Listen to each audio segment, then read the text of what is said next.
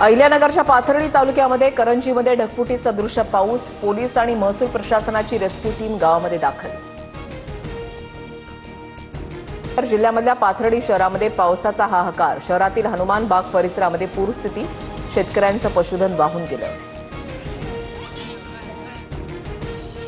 जालन्यातील अंबड आणि घनसावंगी तालुक्यामध्ये अतिवृष्टी. गोदावरी नदीवरील सर्व बंधारे ओव्हरफ्लो. तत्काळ पंचनामे करून नुकसान भरपाई देण्याची मागणी.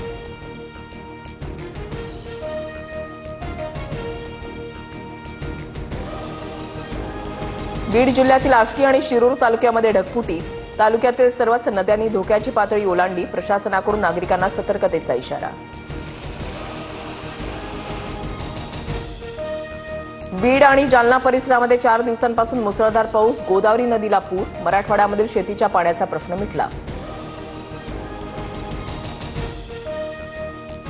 पुढील काही तासात मुंबई उपनगर, रायगड, ठाणे आणि सोलापूर परिसरात मुसळधार पावसाचा अंदाज. 40 ते 50 किलोमीटर प्रति तास वेगानं वारं वाहणार.